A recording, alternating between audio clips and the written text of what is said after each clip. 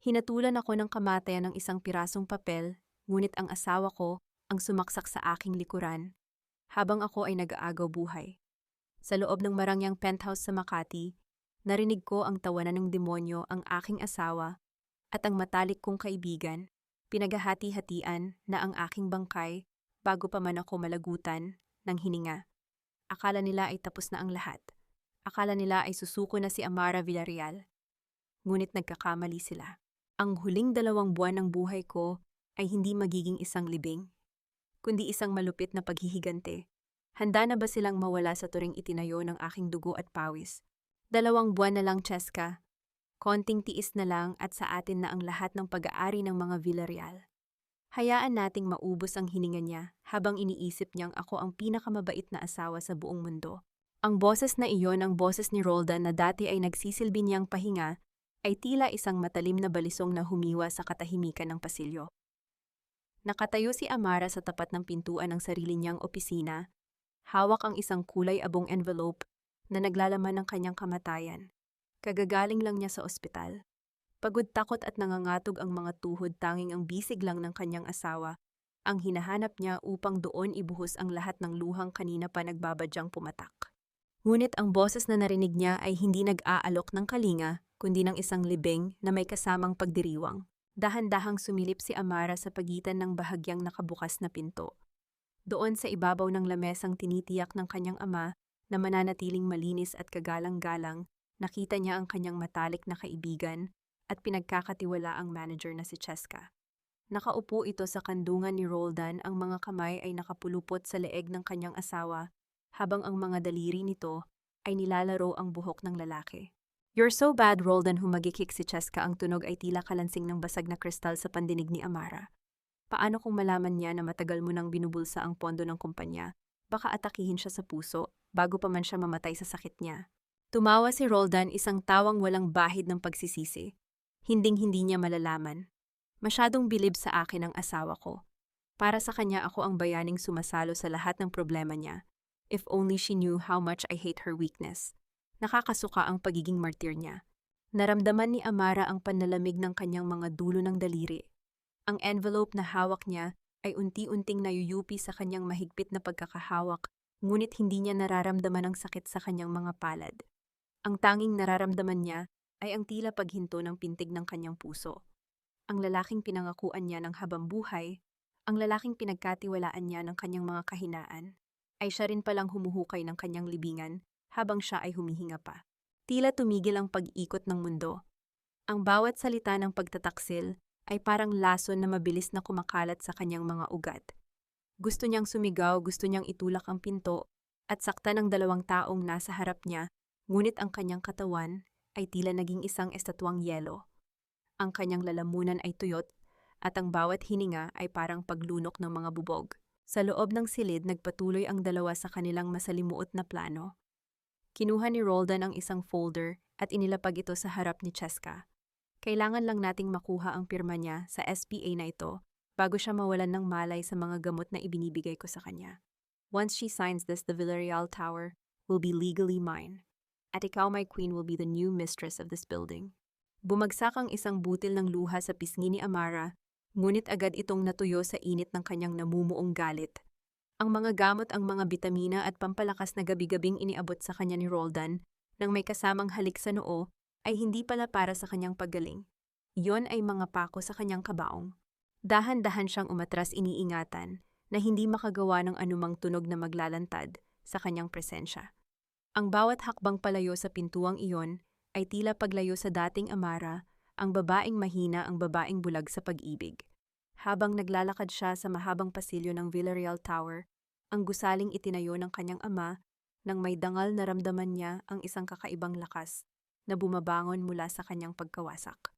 Tumingin siya sa labas ng malaking bintana, kung saan ang mga ilaw ng Makati ay tila mga bituing nagniningning, ngunit walang init. Ang kanyang kamay ay humawak sa kanyang tiyan, kung saan ayon sa papel na hawak niya, ay may isang traidor na sakit na kumakain sa kanyang buhay. Ngunit mas matindi ang traidor na nasa loob ng kanyang bahay. Sa gitna ng kadiliman ng kanyang puso, isang sumpa ang nabuo.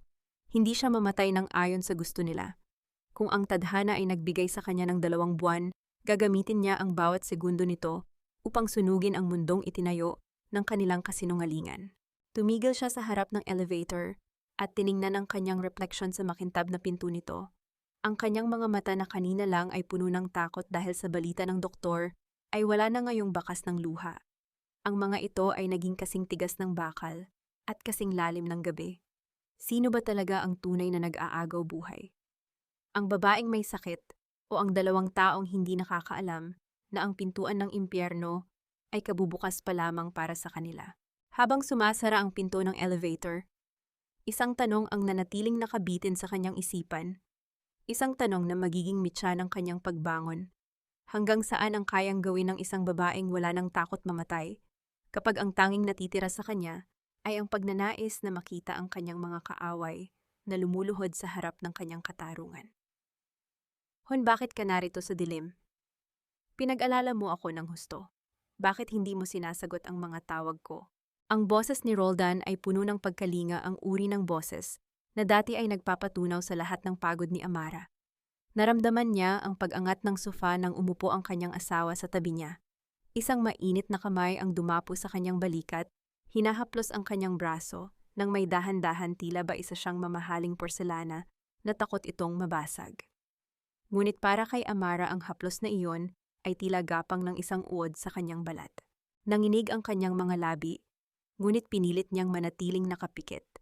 Amoy na amoy niya sa suot na mamahaling suit ni Roldan, ang isang pamilyar na halimuyak, ang matamis at mapangahas na amoy ng vanilla perfume ni Cheska.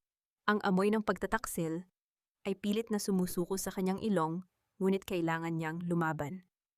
Kailangan niyang maging isang mas mahusay na artista kaysa sa lalaking katabi niya. Sumasakit lang ang ulo ko, Roldan. Pagod lang marahil ito mula sa ospital, mahinang sagot ni Amara. Ang kanyang boses ay sadyang ginawang paos at walang buhay. Narinig niya ang pagbuntong hininga ni Roldan, isang tunog na punong-puno ng peking pighati. I'm so sorry, Amara. Kung pwede ko lang kunin ang sakit mo, ginawa ko na. You know how much I love you, right? Hinding-hindi kita pababayaan. Ramdam ni Amara ang pagbaliktad ng kanyang sikmura. Ang bawat salita ni Roldan ay tila isang patak ng asido sa kanyang puso. Gusto niyang idilat ang kanyang mga mata at isigaw sa mukha nito ang lahat ng narinig niya sa opisina, ngunit nanatili siyang tikom. Sa halip, dahan-dahan niyang iminulat ang kanyang mga mata at sinalubong ang mapanlinlang na tingin ng kanyang asawa. Tumayo si Roldan at lumakad patungo sa kusina. Narinig ni Amara ang pagbuhos ng tubig sa baso at ang mahinang tunog ng pagbukas ng isang maliit na lalagyan ng gamot. Pagbalik nito, hawak na ni Roldan ang isang baso ng tubig at isang puting tableta. Inumin mo na ito, Hon. It's your vitamins and the pain reliever the doctor prescribed. Kailangan mong magpahinga ng maayos para lumakas ka nito habang iniaabot ang gamot ng may malambing na ngiti. Tinitigan ni Amara ang tableta sa palad ni Roldan. Ito pala ang gamot na magpapabilis sa kanyang pag-alis sa mundong ito. Ito pala ang paraan nila ni Cheska upang makuha ang Villarreal Tower ng walang sagabal. Tumingala siya kay Roldan at nakita ang isang kislap sa mga mata nito, isang kislap ng pagkainip na nakabalat kayo bilang pag-aalala.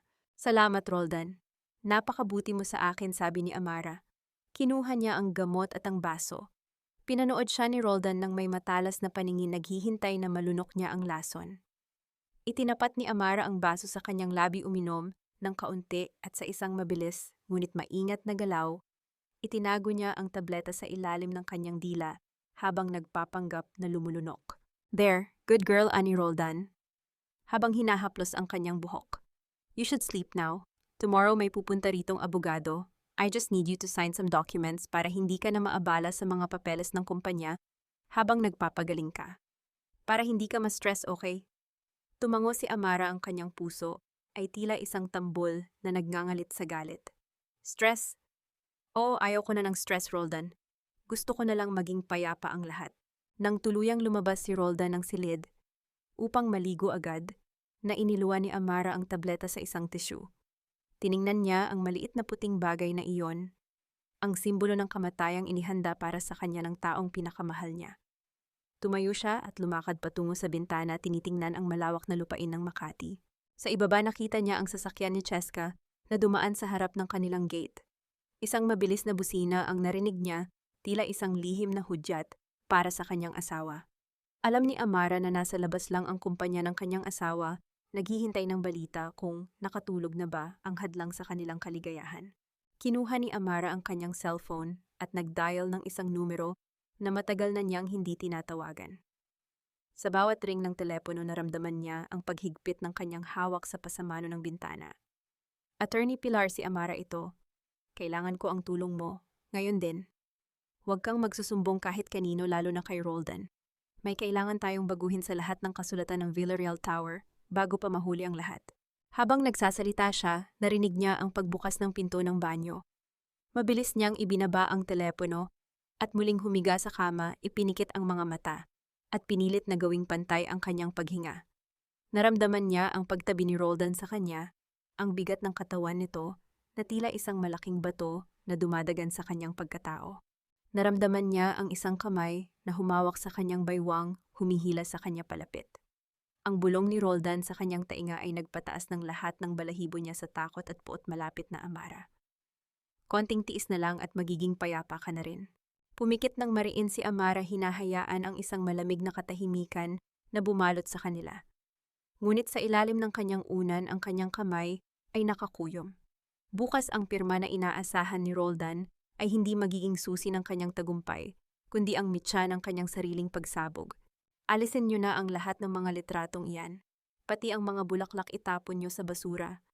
I want this room to smell fresh, hindi yung amoy gamot at amoy ospital na laging dala ni Amara rito. Nakakasuka. Ang utos na iyon ni Cheska ay umalingaw-ngaw sa loob ng opisina ni Amara, ang silid, kung saan ang bawat sulok ay hininga ng kanyang namayapang ama. Nakatayo si Amara sa labas ng pinto, ang kanyang kamay ay nanginginig habang hawak ang isang maliit na paper bag. Naglalaman iyon ng paboritong ensaymada ni Cheska mula sa isang sikat na bakery sa Binondo, isang munting sorpresang naisana niyang ibigay sa babaeng itinuring niyang higit pa sa isang kapatid. Tila isang malamig na kutsilyo ang dumaan sa kanyang gulugod. Naalala ni Amara kung paano niya pinulot si Cheska mula sa hirap, kung paano niya ito binigyan ng trabaho, at kung paano niya ito pinatira sa kanyang sariling tahanan noong wala itong matuluyan. Ngunit ang kapatid na kanyang inaruga ay siya palang anay na dahan-dahang umuubos sa pundasyon ng kanyang buhay. Dahan-dahang pumasok si Amara, ang tunog ng kanyang mga takong sa makintab na sahig ay tila isang babala. Agad na napatayo ang dalawang janitor na nagtatangal ng kanyang mga gamit, habang si Cheska naman ay mabilis na nagbago ang anyo. Mula sa pagiging isang mapagmataas na diktador, bigla itong naging isang nag-aalalang kaibigan. Amara, oh my God, why are you here? Dapat nagpapahinga ka lang sa bahay. Diba you look so pale, baka lalong lumala ang sakit mo, Ani? Cheska, ang boses nito ay puno ng peking tamis, habang mabilis na lumalapit upang alalayan siya. Tinitigan siya ni Amara ng diretso sa mga mata. Isang malalim at malamig na titig na tila ba binabasa ang bawat dumi sa kaluluwa ng kaibigan. Nakakaabala ba ako, Cheska? I just wanted to visit my office. Mukhang busy na busy kayo sa paglilinis dito, ah. Bahagyang nabulunan si Cheska, ngunit agad itong nakabawi. I was just making things easier for you. Alam mo namang messy ang desk mo lately, and I thought a fresh environment would help you feel better. You know, positive vibes only. Lumakad si Amara patungo sa kanyang lamesa. Doon nakita niya ang isang folder na bukas. Ito ang mga blueprint ng pinakabagong proyekto ng Villarreal Tower, ang mga disenyo na pinagpuyatan niya at ng kanyang ama. Nakita niya ang pirma ni Cheska sa ilalim ng isang dokumento na tila ba ito na ang may-ari ng lahat. Naramdaman ni Amara ang isang matinding pait sa kanyang lalamunan. Ang bawat pahina ng blueprint na iyon ay may bakas ng pawis at pangarap ng kanyang pamilya, ngunit ngayon ay pinagdidiskitahan na ng isang magnanakaw. Ang ganda ng mga disenyong ito, di ba mahinang sabi ni Amara habang hinahaplos ang papel. Sayang lang kung mapupunta sa maling kamay. My father always said, ang gusaling ito ay itinayo sa katapatan. Kapag nawala ang katapatan, guguho ang lahat. Of course, Amara. I agree with you 100%, sagot ni Cheska. Habang ang mga mata nito ay nakatitig sa paper bag na hawak ni Amara. Ano yang dala mo? Is that for me? Inilapag ni Amara ang paper bag sa lamesa. Paborito mo ito, di ba? Pero naisip ko, baka hindi na ito ang lasang hinahanap mo. Baka mas gusto mo na ang mga bagay na hindi para sa iyo. Sandaling namayani ang isang nakabibinging katahimikan sa pagitan ng dalawa. Ang hangin sa loob ng opisina ay tila naging kasing bigat ng tingga. Kitang-kita ni Amara ang pagkailang sa mga mata ni Cheska, ang mabilis na pagkurap nito, na tila ba naghahanap ng paraan upang makalusot. Anong ibig mong sabihin, Hon? Are you feeling okay? Parang iba ang pananalita mo ngayon, tanong ni Cheska. Sinusubukang ibalik ang usapan sa pagiging masama ang pakiramdam ni Amara. Hindi siya sinagot ni Amara. Sa halip kinuha niya ang isa sa mga litrato ng kanyang ama na nakatabi sa basurahan at dahan-dahan itong pinunasan. Ang kanyang puso ay nadudurog ngunit ang kanyang isipan ay kasing linaw ng kristal. Ang bawat insulto, ang bawat pagtatangka nilang agawin ang kanyang ari-arian ay nagsisilbing panggatong sa apoy ng kanyang paghihigante.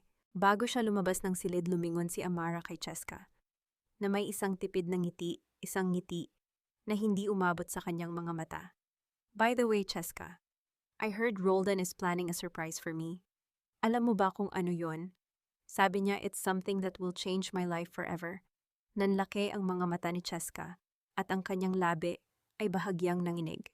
I don't know what you're talking about, Amara. Baka surprise anniversary gift lang. Siguro nga, sabi ni Amara habang papalayo.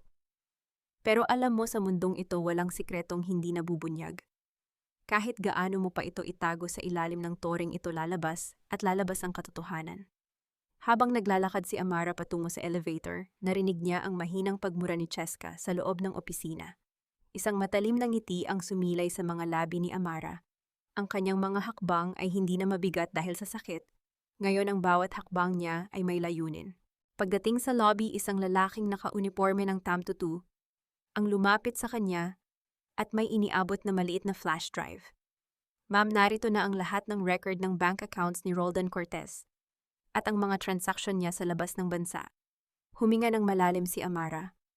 Ang piraso ng bakal sa kanyang kamay ay tila mas mabigat pa sa ginto. Ngunit bago pa man niya mailagay ang flash drive sa kanyang bag, isang pamilyar na boses ang tumawag sa kanya mula sa likuran. Amara, anong ginagawa mo rito? At sino ang kausap mo? Ito si Roldan. Nakatayo ito.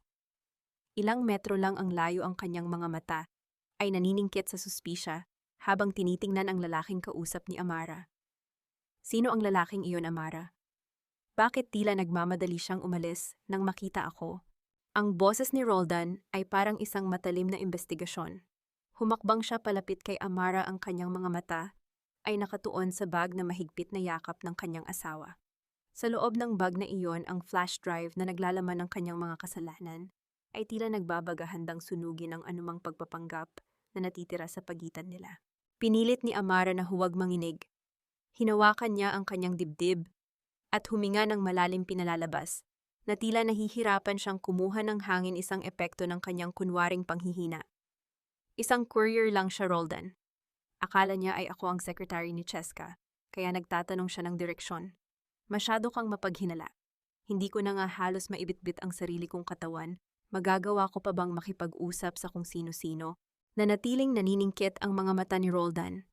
Inabot niya ang braso ni Amara, hindi upang alalayan ito, kundi upang maramdaman ang tensyon sa katawan ng kanyang asawa. Isang courier. Pero bakit tila may iniabot siya sa iyo? Akin na ang bag mo, Hon. Ako na ang magbibitbit nito para sa iyo. Baka lalo kang mapagod. Naramdaman ni Amara ang paghinto ng kanyang hininga. Alam niyang kapag nakuha ni Roldan ang bag, tapos na ang lahat. Ngunit bago pa man mahawakan ni Roldan ang strap ng bag, isang baritono at may autoridad na boses ang bumasag sa tensyon mula sa likuran nila. Amara, ikaw na ba yan, iha? Lumingon ang dalawa at nakita ang isang matandang lalaki na nakasuot ng simpleng barong may hawak na tungkod, ngunit tuwid pa rin ang tindig. Ito si Lolo Ernesto, ang dating Chief Operating Officer ng Villarreal Tower at ang pinakamatalik na kaibigan ng yumaong ama ni Amara. Siya ang taong iniligtas ng ama ni Amara mula sa pagkabangkarote maraming taon na ang nakalilipas, isang utang na loob na kailanman ay hindi nito kinalimutan. Lolo Ernesto, bulalas ni Amara, ang kanyang tinig ay puno ng tunay na kaginhawaan. Mabilis siyang kumawala sa hawak ni Roldan at lumapit sa matanda. Napilitan si Roldan na umatras at magkunwaring magalang. Magandang hapon po, Sir Ernesto. Napadalaw po kayo. Hindi siya tinapunan ng tingin ni Ernesto. Sa halip ang mga mata ng matanda ay nakatuon kay Amara puno ng pag-aalala at lungkot. Nabalitaan ko ang tungkol sa kalusugan mo, Amara. Hindi ako makapaniwala na ang anak ng aking kaibigan ay kailangang dumaan sa ganitong pagsubok. Gusto sana kitang makausap ng sarilinan. Tumingin si Roldan kay Ernesto nang may halong inis na pilit itinatago. Sir, pasensya na po pero kailangan na kasing magpahinga ni Amara. Marami pa siyang iniinom na gamot at baka mapagod lang siya sa mahabang usapan. Isang sandali lang, Roldan, malamig na sagot ni Ernesto. Hindi mo ba hahayaan ang isang matandang tulad ko na magbigay ng huling payo sa anak ng taong nagbigay sa akin ng lahat? Or baka naman may kinatatakutan kang malaman niya. Natigilan si Roldan. Napilitan siyang tumango at lumayo ng kaunti bagaman ang kanyang paningin ay nanatiling nakabantay sa kanila mula sa malayo. Dinala ni Ernesto si Amara sa isang sulok ng lobby na malayo sa pandinig ng sinuman. Hinawakan ng matanda ang mga kamay ni Amara at doon naramdaman ni Amara ang isang piraso ng malamig na bakal na idiniin ni Ernesto sa kanyang palad. Ihamakinig kang mabuti, bulong ni Ernesto, ang boses ay seryoso at puno ng babala. Ang iyong ama ay hindi namatay na walang iniiwang proteksyon para sa iyo. Alam niyang si Roldan ay isang linta na naghihintay lang ng pagkakataon.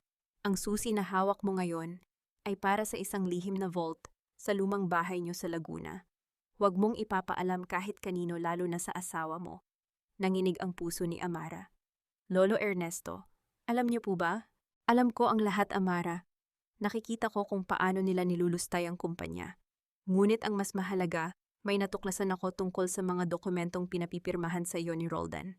Hindi lang iyon tungkol sa ari-arian. May isang kasulatan doon na kapag pinirmahan mo, aakuin mo ang lahat ng utang at krimen na ginawa niya sa kumpanya. Ibabaon ka niya sa utang at kahihiyan habang siya ay nagpapakasasa sa yaman mo. Tila binuhusan ng malamig na tubig si Amara. Ang kanyang pagmamahal kay Roldan ay tuluyan ng naging abo. Hindi lang pala buhay at yaman ang gustong kunin ng kanyang asawa, kundi pati na rin ang dangal ng kanyang pangalan. Huwag kang matatakot, iha, dagdag ni Ernesto. Narito ako. At may isa pa akong dapat sabihin sa iyo tungkol sa iyong ama. Hindi siya namatay sa simpleng atake sa puso. May mga gamot din siyang iniinom noon na ibinibigay ni Roldan. Mga gamot na tila katulad ng iniinom mo ngayon. Nanlaki ang mga mata ni Amara at ang kanyang hininga ay tila naputol. Ang katotohanan ito ay mas masakit pa kaysa sa anumang sakit na pisikal. Ang pumatay sa kanyang ama ay ang taong pinapasok niya sa kanilang buhay. Amara, tapos na ba kayo? Kailangan na nating umuwi, sigaw ni Roldan. Mula sa malayo ang boses ay puno ng pagkainip. Mabilis na itinago ni Amara ang susi sa loob ng kanyang damit. Tumingin siya kay Ernesto nang may matinding pasasalamat at determinasyon. Salamat, Lolo Ernesto. Hinding-hindi ko po bibiguin ang tatay. Habang naglalakad si Amara pabalik kay Roldan, ang bawat hakbang niya ay tila isang paghahanda para sa giyera. Nang hawakan ni Roldan ang kanyang kamay, hindi na siya nandidiri. Sa halip naramdaman niya ang isang malamig na katuwaan. Ano ang pinag-usapan niyo, tanong ni Roldan habang papasok sila sa sasakyan. Ngumiti si Amara, isang ngiting kasing tamis ng asukal ngunit kasing talim ng labaha. Wala naman hon, sabi niya lang, siguraduhin ko raw na pipirmahan ko ang lahat ng papeles bukas. Para raw maging maayos na ang lahat bago ako mawala.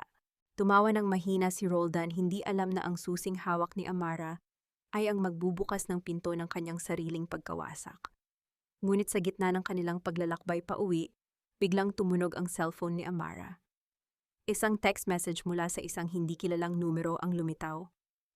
Amara, huwag kang uuwi sa bahay niyo ngayon. May mga tao si Roldan na naghihintay doon upang kunin ang lahat ng ebidensyang hawak mo. Tumakas ka na habang may oras pa. Bakit biglang nanginig ang iyong kamay, Amara? May problema ba sa mensaheng natanggap mo?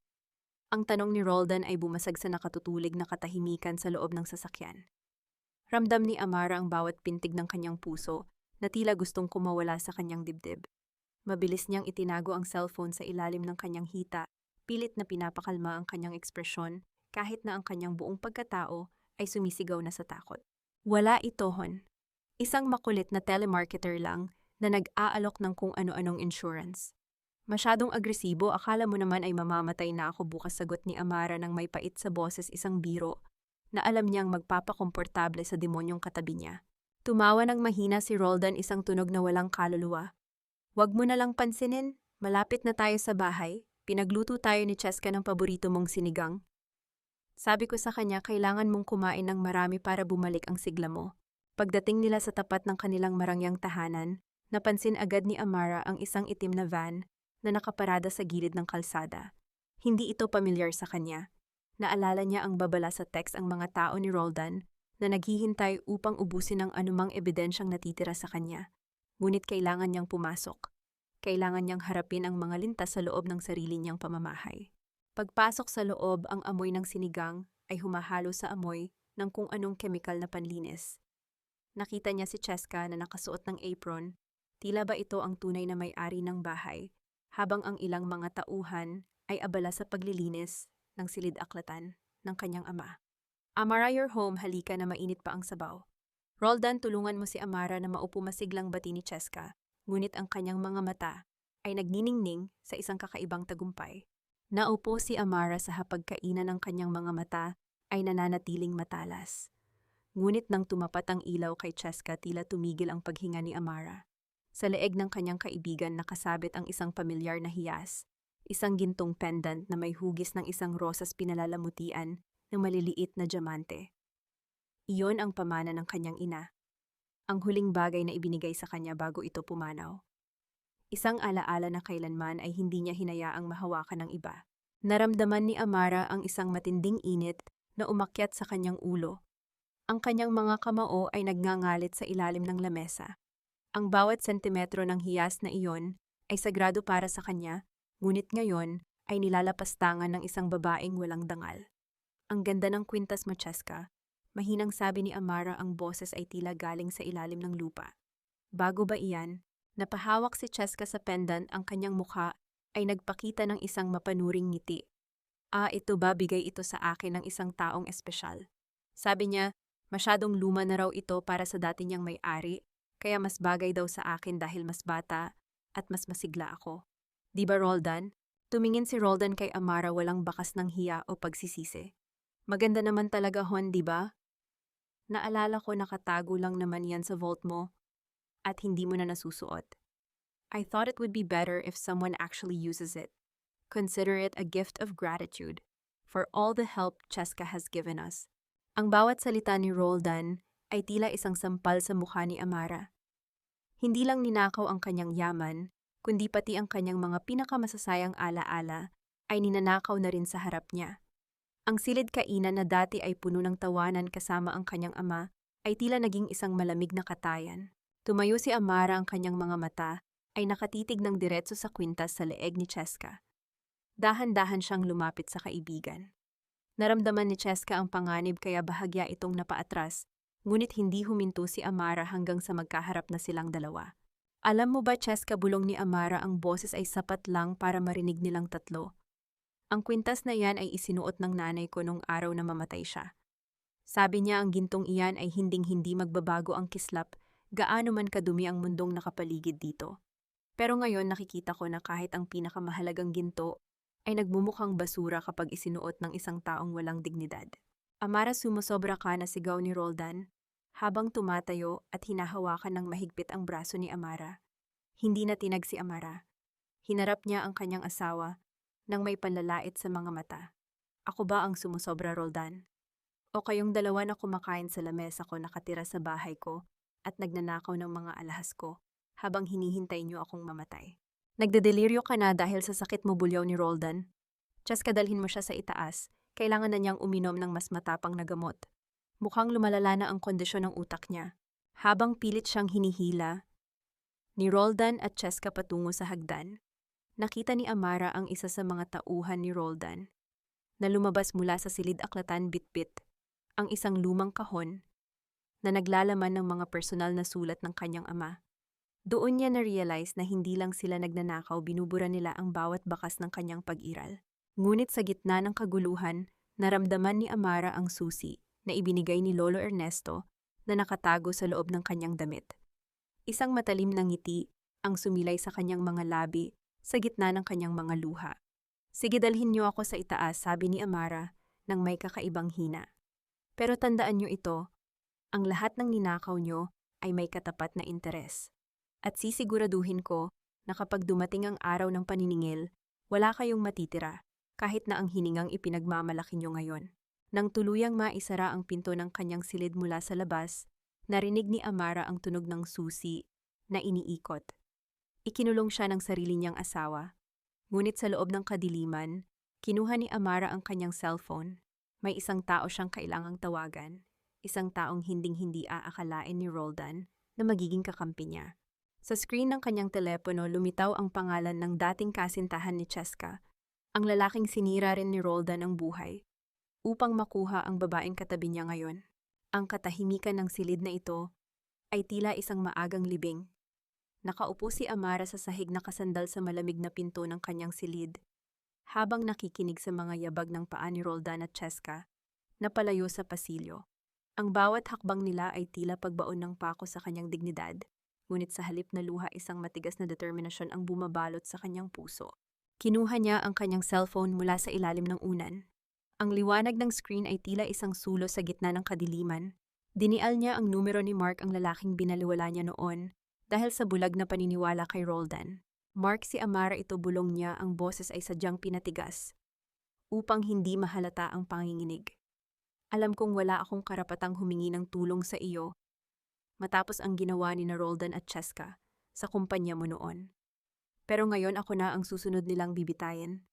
Kailangan ko ang mga dokumentong hawak mo tungkol sa lihim na pakikipagsabuatan ni Roldan sa mga supplier ng Villarreal Tower. Narinig ni Amara ang mabigat na hininga ni Mark sa kabilang linya. Amara, matagal ko nang hinintay ang tawag na ito. Akala ko ay tuluyan ka nang nagbulag-bulagan. Magkita tayo sa lumang simbahan sa Quiapo bukas ng madaling araw. Mag-ingat ka dahil hindi lang pera ang kayang kunin ni Roldan sa'yo. Bago pa makasagot si Amara, narinig niya ang tunog ng susi na muling iniikot sa labas ng kanyang pinto. Mabilis niyang itinago ang telepono at muling humiga sa kama, ipinikit ang mga mata at nagpanggap na mahimbing ang tulog. Bumukas ang pinto. Pumasok si Roldan kasama ang isang lalaking nakasalamin at may hawak na makapal na folder. Si Attorney Valdez, ang kilalang tagalinis ng mga maruruming transaksyon ni Roldan. Kasunod nila si Cheska na ngayon ay wala na ang suot na apron at muling nagmukhang isang sopistikadang ahas. Amara, gising na. Kailangan na nating tapusin ito, ani Roldan, habang marahas na niyuyugyog ang kanyang balikat. Nagkunwaring nagulat si Amara. Ang kanyang mga mata ay naniningkit, tila ba nasisilaw sa liwanag. Roldan, anong oras na sino siya? Si Attorney Valdez ito, Honorable. Yung sinabi ko sa iyong mag-aayos ng mga papeles para sa kinabukasan ng Villarreal Tower. Sagot ni Roldan, ang boses ay puno ng peking lambing na tila nanunukso. Kailangan mo lang pirmahan ang special power of attorney na ito para kapag naging mahina ka na, ako na ang bahalang magdesisyon para sa atin, para hindi ka na mahirapan. Inilapag ni Attorney Valdez ang mga papel sa ibabaw ng kama. Iniabot naman ni Cheska ang isang ballpen kay Amara. Ang kanyang mukha ay puno ng isang mapanuring ngiti. Sige na Amara, pirmahan mo na. Ito na lang ang kulang para maging kampante kaming lahat, na magiging maayos ang legacy ng tatay mo. Tiningnan ni Amara ang dokumento. Ang mga salitang transfer of rights at irrevocable authority ay tila mga anino ng kamatayan sa puting papel. Alam niya mula sa turo ni Attorney Pilar na sa ilalim ng mga technical na salitang ito ay nakatago ang kanyang sariling pagkawasak. Nanginginig ang kamay ni Amara nang hawakan niya ang ballpen. Tumingin siya kay Roldan, pilit na naghahanap ng kahit katiting na anino ng lalaking minahal niya noon. Ngunit ang nakita niya ay isang estranghero na may mga matang puno ng kasakiman. Roldan, sigurado ka bang ito ang makakabuti para sa akin? Tanong ni Amara, ang boses ay punong-puno ng pait. Siyempre, Hon, kailan ba ako nagsinungaling sa iyo? Sagot ni Roldan, habang hinahaplos ang kanyang buhok, isang kilos na tila pagpapatahimik sa isang bata. Ipinihit ni Amara ang ballpen.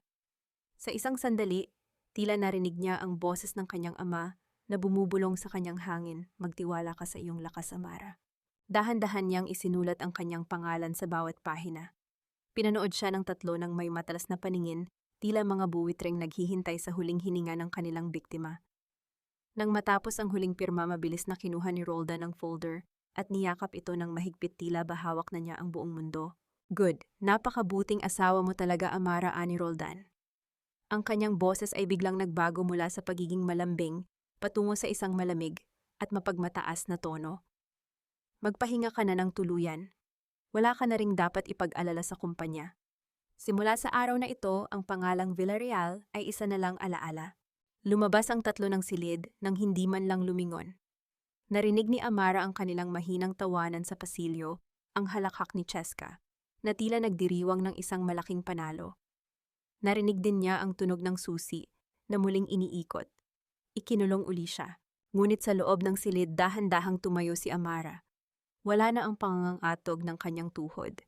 Kinuha niya ang isang maliit na salamin mula sa kanyang bedside table at tiningnan ang kanyang refleksyon. Isang matalim na ngiti ang sumilay sa kanyang mga labi. Hindi alam ni Roldan na ang pinirmahan ni Amara ay may nakatagong invisible clause, isang technical na pagkakamali sa format na itinuro ni Pilar, na magpapawalang bisa sa lahat ng dokumento kapag napatunayang may naganap na pandaraya o pamumuwersa. At higit sa lahat, ang pirma ni Amara sa bawat pahina ay sadyang binago ng kaunti isang lihim na hudyat na tanging ang bangko at ang kanyang tunay na abogado lang ang nakakaalam. Humarap si Amara sa bintana, tinitingnan ang malawak na langit ng Maynila. Ang kanyang kamay ay humawak sa susi na ibinigay ni Lolo Ernesto.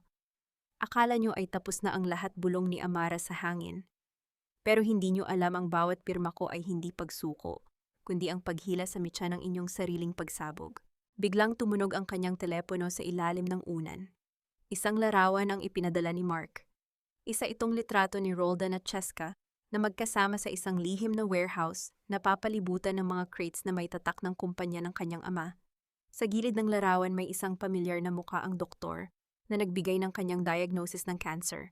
Patay na ang aking ama, at ngayon ako naman ang dahan-dahang pinapatay sa loob ng bahay na itinayo niya para sa akin. Ang kaisipang ito ay tila isang malapot na usok na bumabalot sa isipan ni Amara habang nakatitig siya sa tray ng pagkain na iniwan ni Roldan sa kanyang bedside table. Ang mangkok ng sopas ay malamig na at ang ibabaw nito ay nagkaroon na ng manipis na sebo, tila ba sumasalamin sa kawalan ng buhay sa loob ng silid na ito. Pakiramdam ni Amara ay isa siyang bilanggo sa sarili niyang palasyo, isang reynang tinanggalan ng korona at hinatulan ng kamatayan ng mga taong pinakain niya sa sarili niyang palad. Ang dahan-dahang pag-ikot ng seradura ng pinto ay nagpabalik sa kanyang diwa. Inaasahan niyang si Roldan ang papasok upang muli siyang busugin ng mga kasinungalingan, ngunit ang bumungad sa kanya ay ang gulanit na anyo ni Nanay Isabel. Ang matanda ay may dalang isang baso ng mainit na gatas at isang maliit na tuwalya. Ang mga mata nito ay namumula bakas ang lihim na pag-iyak sa kusina. Iha, kumain ka na kahit konti. Hindi ka lalakas kung puro pait ang lalamunin mo, bulong ni Nanay Isabel habang dahan-dahang nauupo sa gilid ng kama. Hinawakan ng matanda ang kanyang kamay at sa init ng palad nito, naramdaman ni Amara ang tanging katiting na pag-asa na natitira sa bahay na ito. Nanay Isabel, nakita niyo po ba ang doktor na bumibisita kay Roldan? Tanong ni Amara, ang kanyang boses ay tila isang gasgas na plaka. Nanginginig ang mga labi ni Nanay Isabel. Nakita ko siya, Amara. Doon sila nag-uusap sa garden kagabi, akala nila ay tulog na ako. Iyong doktor na yon, hindi siya mukhang nanggagamot. Parang may iniabot siyang maliit na bote kay Roldan. Pag alis niya, nakita kong tumatawa si Roldan habang tinitingnan ang bote na yon. Ang hapdi sa dibdib ni Amara ay tila lalong tumindi. Ang gamot na iniinom niya gabi-gabi ay hindi lang pala para sa kanyang tiyanduan, kundi para unti-unti siyang mawalan ng lakas at huwag nang makatayo pa. Binitawan ni Amara ang kamay ni Nanay Isabel at kinuha ang isang lumang litrato sa ilalim ng kanyang unan, ang larawan nilang mag-ama noong inaugurasyon ng Villarreal Tower. Nanay, naalala niyo po ba ang sinabi ni tatay? Sabi niya, ang pundasyon ng toreng ito ay hindi semento kundi ang pagmamahal namin sa isa't isa. Ani Amara habang ang isang butil ng luha ay pumatak sa salamin ng litrato. Ngunit ngayon ang pundasyong iyon ay dinudumihan na ng dugo at kasakiman. Inayos ni Nanay Isabel ang kumot ni Amara. Sa sandaling iyon, ang katahimikan ng silid ay nabasag ng tunog ng ulan na humahampas sa bintana. Ang bawat patak ay tila isang paalala ng lumilipas na panahon. Ang sandali ng purong koneksyon sa gitna ng trahedya. Dito niya naramdaman na kahit talikuran siya ng buong mundo, may isang pusong tapat na mananatili sa tabi niya. Huwag kang susuko, Amara, sabi ni Nanay Isabel ng may diin. Ang iyong ama ay hindi kailanman natalo sa laban, at alam kong ang dugo niya ang nananalaytay sa iyo. Mag-ingat ka bukas sa pakikipagkita mo kay Mark. May nakita akong mga tauhan ni Roldan na nagmamasid sa labas ng gate. Tumango si Amara. Alam niyang ang bawat galaw niya ay binabantayan, ngunit kailangan niyang lumabas. Kailangan niyang makuha ang mga dokumento mula kay Mark na magpapatunay na ang kanyang sakit ay isang malaking kasinungalingan na binuo ni na Roldan at ng doktor. Nang lumabas si Nanay Isabel, pinatay ni Amara ang ilaw sa kanyang silid. Sa dilim ang kanyang mga pandama ay lalong tumalas. Narinig niya ang tawanan ni na Roldan at Cheska mula sa ibaba ang kalansing ng mga baso ng alak na tila ba nagdiriwang na sila sa kanyang nalalapit na pagkawala. Ang bawat halakhak ni Cheska ay tila isang latigo sa kanyang pandinig. Kinuha ni Amara ang kanyang itim na coat at ang susi ni Lolo Ernesto. Dahan-dahan siyang lumapit sa bintana ng kanyang silid na may kadikit na malaking puno ng nara. Ito ang ginagamit niyang takasan noong bata pa siya kapag gusto niyang maglaro sa labas, nang hindi nalalaman ng kanyang ama. Sa kabila ng panghihina ng kanyang katawan, ang galit ang nagbigay sa kanya ng lakas na kailangan niya. Habang dahan-dahan siyang bumababa sa sanga ng puno, ang lamig ng ulan ay humahaplos sa kanyang balat, tila ba binibinyagan siya para sa panibagong simula. Ngunit pagtapak niya sa basang damuhan, isang liwanag mula sa isang flashlight ang tumama ng diretso sa kanyang muka. Saan ka pupunta, Amara, gabi na at baka lalong lumala ang sakit mo sa ulan. Ang boses na iyon ay hindi kay Roldan. Ito ay ang boses ng bodyguard ni Roldan, ang lalaking laging nakabuntot sa kanya, si Jojo. Ang mukha nito ay walang emosyon, tila isang pader na humaharang sa kanyang kalayaan. Napatigil si Amara, ang kanyang puso ay tila tumalon sa kanyang lalamunan. Ang bawat plano niya, ang bawat pag-asang makatagpo si Mark ay tila guguho sa isang iglap. Sa loob ng madilim na hardin, napapalibutan ng amoy ng basang lupa at ang tunog ng malakas na ulan, nakatayo si Amara na tila isang basang sisiw sa harap ng isang lobo. Jojo, parang awa mo na, mahinang usal ni Amara, ang kanyang boses ay nalulunod sa ingay ng bagyo. Ngunit ang bodyguard ay hindi kumilos. Sa halip, unti-unti itong lumapit at ang liwanag ng flashlight ay lalong nagpasilaw kay Amara. Sa sandaling iyon, ang tanging naiisip niya ay ang mukha ng kanyang ama at ang pangako niyang hindi siya susuko. Huwag mong gagawin ito sa akin, Jojo. Alam mo ang totoo. Alam mong pinapatay nila ako, pag susumamo ni Amara habang ang ulan ay patuloy na bumubuhos, tila nakikiramay sa kanyang desperasyon. Ngunit ang sagot ni Jojo ay isang bagay na hinding-hindi niya inaasahan. Dito po ang daan, Ma'am Amara. Huwag po kayong dadaan sa main gate, may mga CCTV doon na direktang nakalink sa cellphone ni Sir Roldan. Napatigil ang paghinga ni Amara. Ang inaasahan niyang marahas na paghuli ay hindi dumating. Sa halip, ibinaba ni Jojo ang kanyang flashlight at mabilis na kinuha ang isang itim na kapote mula sa likod ng isang puno. Ang boses nito ay mahina, halos malunod sa ingay ng ulan, ngunit puno ng katapatan na matagal nang hindi naririnig ni Amara sa bahay na iyon. Jojo, bakit mo ako tinutulungan? Tanong ni Amara habang ang ulan ay patuloy na dumadaloy sa kanyang mukha, humahalo sa kanyang mga luha ng kalituhan. Utang na loob ko po sa tatay niyo ang buhay ng anak ko, ma'am. Noong kailangan niya ng operasyon sa puso ang Don, ang nagbayad ng lahat ng walang hinihinging kapalit. Hindi ko po kayang panoorin lang na ubusin nila ang huling hininga niyo, bulong ni Jojo, habang mabilis na iniaabot ang kapote. May sasakyan pong naghihintay sa likod ng garden. Ihahatid ko po kayo sa Quiapo, pero kailangan nating magmadali bago pa magising si Sir Roldan para sa kanyang midnight snack. Ang pag-asang tila tuluyan nang namatay sa puso ni Amara ay muling nagliyab. Sa gitna ng bagyo, naramdaman niya ang init ng utang na loob, isang katangiang Pilipino na kinalimutan na ni Roldan, ngunit nananatiling buhay sa mga taong tunay na nagmamahal sa kanyang pamilya. Mabilis silang kumilos. Ang bawat hakbang ni Amara sa basang damuhan ay lumilikha ng tunog ng paglubog ng sapatos sa malambot na putik, ngunit hindi na siya nanginginig sa takot. Pagdating sa Quiapo Church, ang amoy ng insenso at ang malamig na hangin ng madaling araw ang sumalubong sa kanya. Doon sa ilalim ng anino ng krus nakatayo si Mark. Amara, ang putla mo bulalas ni Mark nang makita ang kalagayan ng dating kasintahan. Mabilis nitong hinubad ang sariling jacket at ibinalot sa nanginginig na balikat ni Amara. Bakit kailangan mong dumaan sa ganito, Mark? Wala na tayong oras. Ang mga dokumento. Nakuha mo ba, tanong ni Amara, ang boses ay sadyang pinatigas sa kabila ng pangangatog ng kanyang katawan. Inabot ni Mark ang isang makapal na envelope. Narito ang lahat. Amara, hindi ka lang nila niloloko sa pera. Yung doktor na si Dr. Mendoza? Binayaran siya ni Roldan ng 5 milyong piso para gumawa ng peking diagnosis. Wala kang cancer, Amara. Ang sakit na nararamdaman mo ang panghihina ng katawan mo. Lahat iyon ay dahil sa mga gamot na ibinibigay niya sa iyo gabi-gabi. Unti-unti kanyang nilalason para magmukhang totoo ang sakit mo. Tila tumigil ang mundo ni Amara. Ang bawat salita ni Mark ay parang isang kidlat na tumama sa kanyang kaisipan. Hindi siya mamamatay dahil sa sakit. Mamamatay siya dahil sa kamay ng lalaking pinangakuan niyang mamahalin hanggang sa huling hininga. Nilalason niya ako.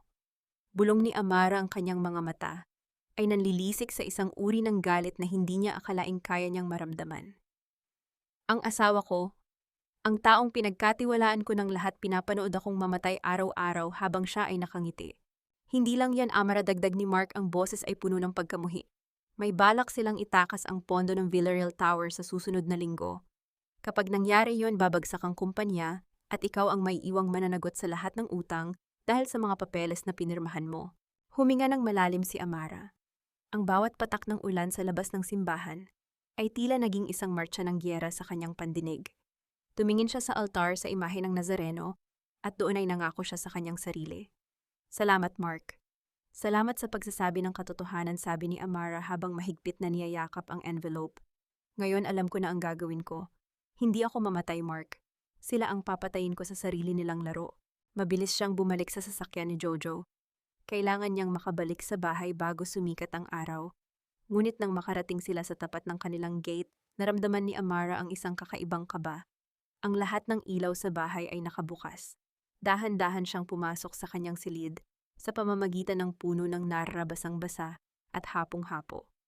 Ngunit nang itulak niya ang pinto ng kanyang kwarto, tumambad sa kanya ang isang tanawing nagpahinto sa kanyang puso. Nakatayo si Roldan sa gitna ng silid, hawak ang cellphone ni Amara na naiwan niya sa ilalim ng unan. Sa tabi nito ay si Cheska na may suot na mapanuyang ngiti habang hawak ang isang baso ng alak. Saan ka nanggaling, Amara, gabi na? At ang sabi mo ay masama ang pakiramdam mo, malamig na sabi ni Roldan. Itinaas nito ang cellphone ni Amara. At sino itong Mark na paulit-ulit na tumatawag sa iyo? Akala ko ba ay ako lang ang lalaki sa buhay mo? Humakbang palapit si Roldan, ang kanyang mukha ay tila isang demonyong nagtatago sa likod ng isang gwapong maskara. Alam mo, Hon, ayaw ko sanang gawin ito ng mas mabilis. Pero mukhang hindi ka na marunong makinig. Mukhang kailangan na nating tapusin ang dula-dulaang ito ngayon din. Kinuha ni Roldan ang isang syringe mula sa kanyang bulsa. Ang liwanag ng ilaw sa silid ay tumama sa matulis na dulo ng karayom. Huwag kang mag-alala, Amara. Isang huling turok na lang at magiging payapa ka na, habang buhay. Huwag kang lalapit, Roldan. Huwag mong dudungisan ang iyong mga kamay ng higit pang kasalanan. Ang sigaw ni Amara ay tila isang huling hininga ng isang nag-aagaw buhay, ngunit may talim ito na nagpatigil sa paghakbang ni Roldan. Nakasandal si Amara sa pader basang-basa, ang suot na damit at nanginginig ang buong katawan mula sa lamig ng ulan at sa tindi ng takot. Ang syringe sa kamay ni Roldan ay kumikinang sa ilalim ng bumbilya ng silid, isang maliit na instrumento ng kamatayan na tila handang tumapos sa lahat ng kanyang pagdurusa. Anong kasalanan ang pinagsasabi mo, Amara, ani Roldan? Ang boses ay naging kasing lamig ng yelo. Ginagawa ko lang ang nararapat para hindi ka na mahirapan. Masakit ang mamatay sa cancer, Hon. Pinapaikli ko lang ang proseso. Dapat mo pa nga akong pasalamatan. Humagikik si Cheska habang nakasandal sa pintuan, tila nanonood ng isang paboritong teleserye. Just do it, Roldan. Masyado nang madrama. Kanina pa ako naiinip na makuha ang master bedroom na ito. Sa gitna ng desperasyon, naalala ni Amara ang envelope na itinago niya sa loob ng kanyang basang kapote. Ngunit bago pa man niya ito mailabas, mabilis siyang sinunggaban ni Roldan. Ang malakas na kamay ng kanyang asawa ay pumulupot sa kanyang leeg, pilit siyang idinidikit sa pader, habang ang kabilang kamay nito ay itinataas ang syringe. Wala kang cancer, bulalas ni Amara, ang boses ay halos hindi lumabas dahil sa higpit ng pagkakasakal. Nilalason, mo, ako. Natigilan si Roldan. Ang kanyang mga mata ay nanlaki at ang syringe ay bahagyang nayanig. Paano mo? Alam ko ang lahat, Roldan, patuloy ni Amara pilit na humihinga ng malalim sa kabila ng sakit. Si Mark, si Dr. Mendoza, ang lahat ng transaction nyo. Kapag itinuloy mo ito, hinding-hindi ka makakalabas ng buhay sa turing ito. Nagsisinungaling siya, Roldan. Tinatakot ka lang niya, sigaw ni Cheska ang muka. Ay biglang napuno ng takot. Tapusin mo na yan. Akma nang ituturok ni Roldan ang karayom sa braso ni Amara, nang biglang marinig ang isang malakas na pagbagsak ng kung anong bagay sa labas ng pasilyo, kasunod ng isang boses na puno ng awtoridad. Roldan Cortez. Buksan mo ang pintong iyan.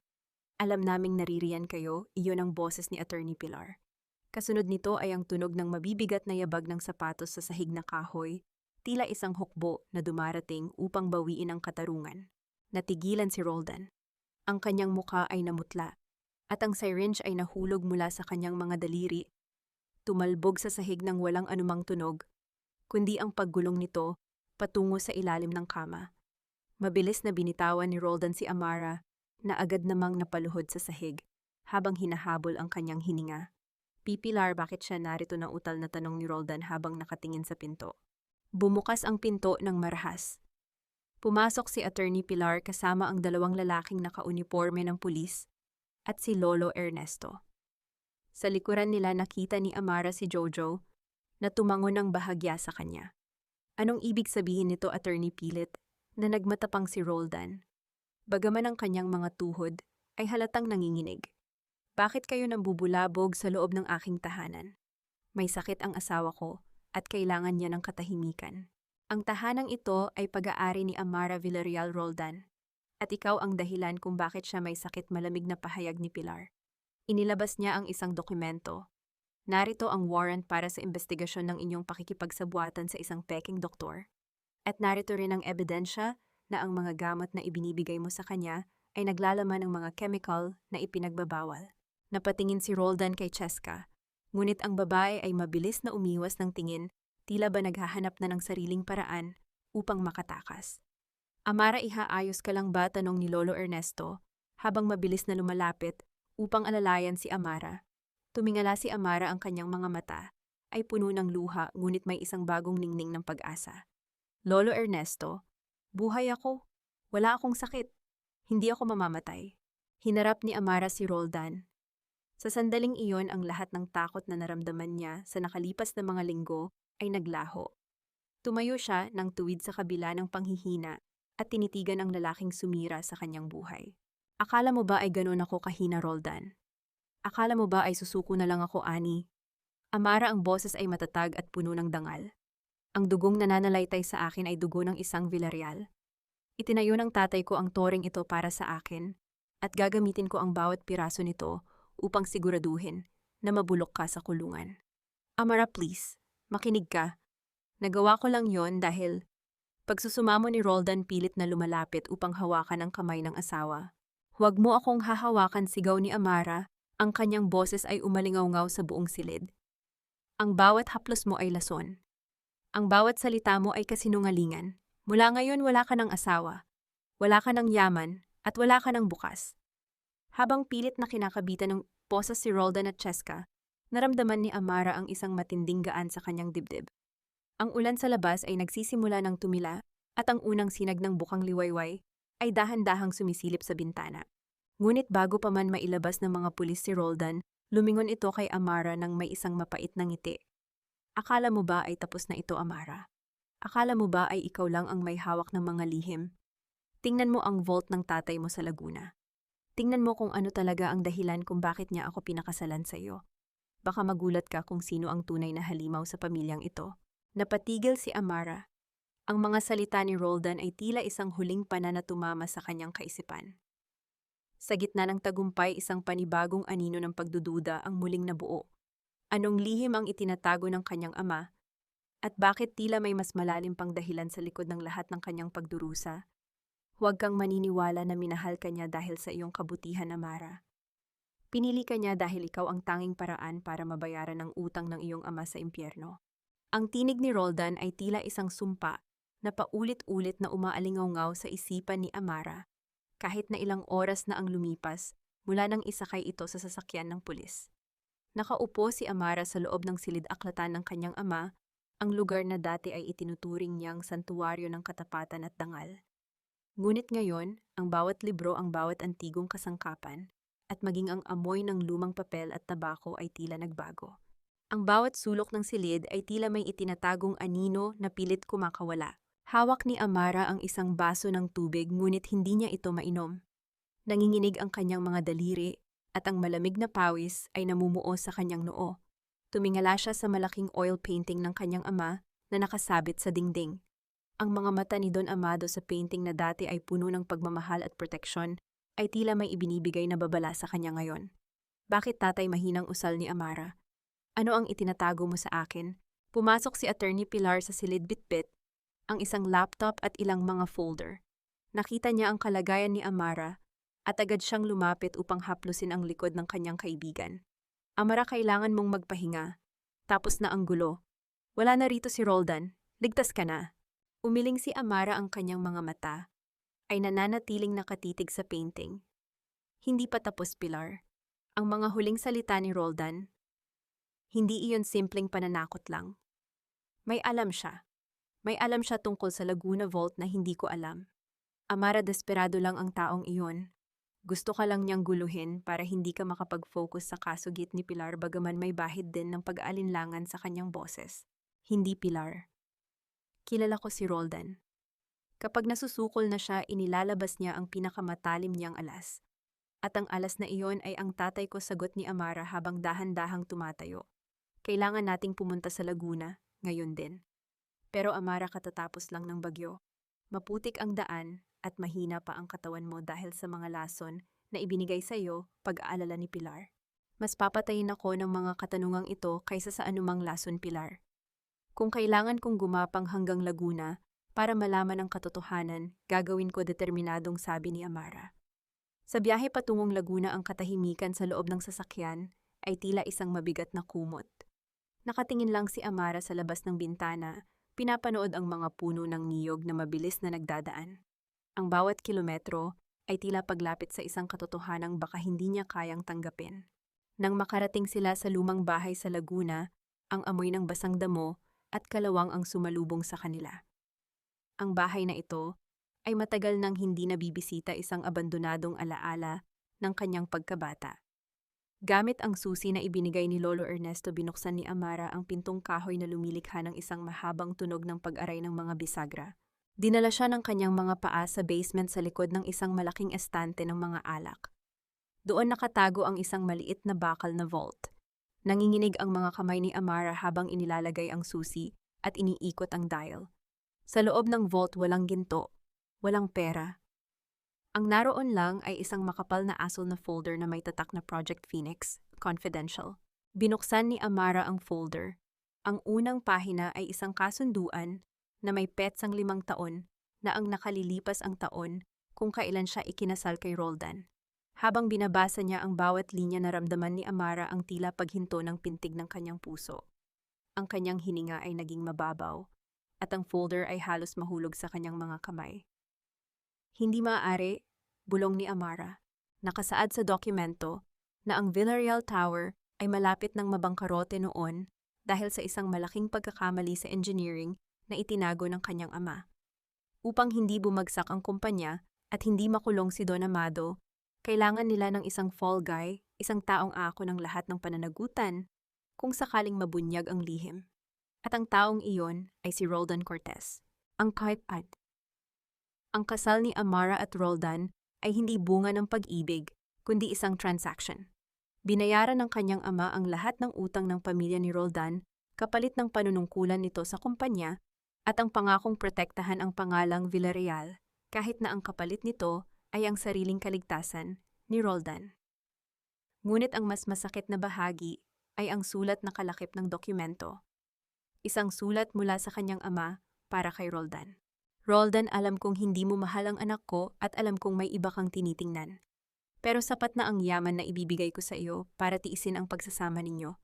Siguraduhin mo lang na hanggang sa huling sandali, Mananatiling malinis ang pangalan ko sa mata ni Amara. Huwag mong hahayaan na malaman niya na ang kanyang bayani ay isang manloloko. Nabitawan ni Amara ang folder. Ang mga papel ay nagkalat sa malamig na sahig ng basement.